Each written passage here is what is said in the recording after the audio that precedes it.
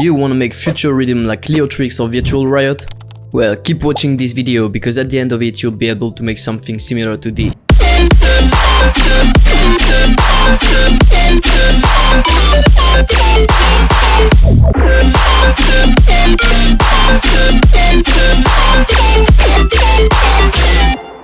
To make Future Riddim like the pros, you need a lead,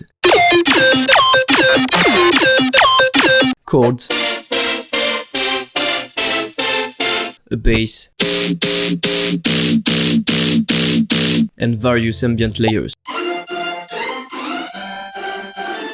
The lead is usually a simple wavetable with a lot of harmonics. I used an analog BSOD square wavetable and automated the octave and the wavetable position with LFO3 like so. I then sent it through a low pass filter and automated the cutoff with LFO2. It sounds like this. For the FX section, I use the EQ as the high pass filter. I put a really short reverb and automated the mix with LFO3.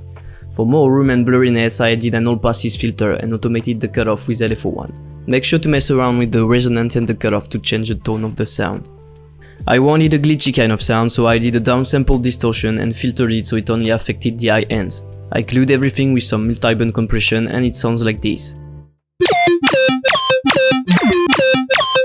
Post-processing is all about saturating and messing up with the sound. I used halftime and our good old glitch 2 for that. I dropped a KHS distortion and our disto chain, which is a bunch of compressors and saturators.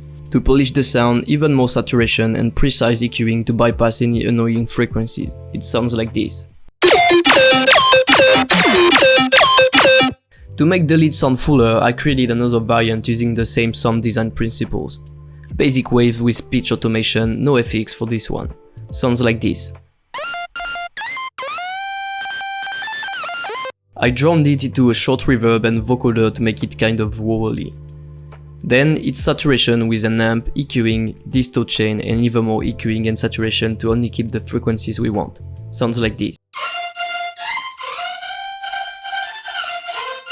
I resampled it, pitched it down 1 octave and used it as a third layer. Did some simple post-processing such as EQing and saturation, so it sounds like this. Now all the layers played together sound like this.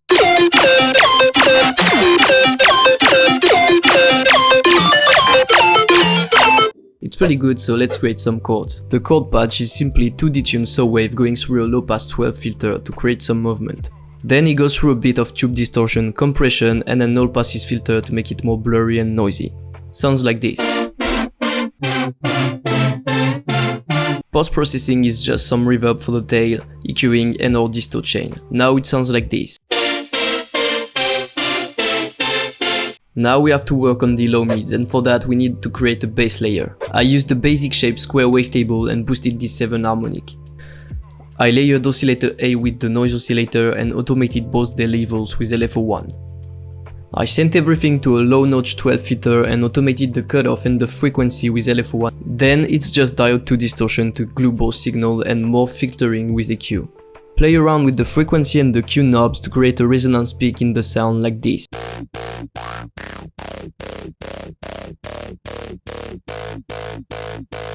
For post-processing, it's our disto chain, some EQing, saturation, and we end up with this.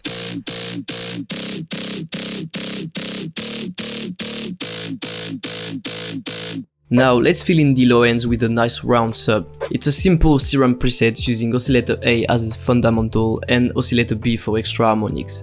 I've already covered the subtopic in a previous tutorial, so make sure to check it. I'll put a link in the description. I added a diode 1 distortion, low passed it with an EQ, and threw an utility to make the signal mono so it sounds like this.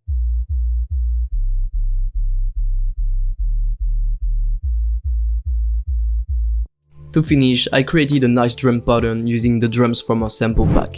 The link is in the description and there's 20% off using the code 20subs.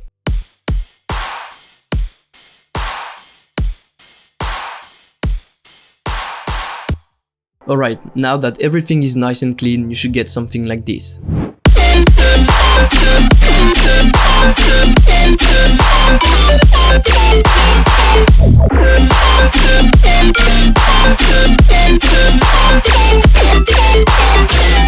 That's it for today's video, I hope you enjoyed it and learned something. I leave a link to the preset, the samples and the project file in the description for free, so make sure to support the channel by liking and subscribing. Thanks for watching and see you in the next tutorial.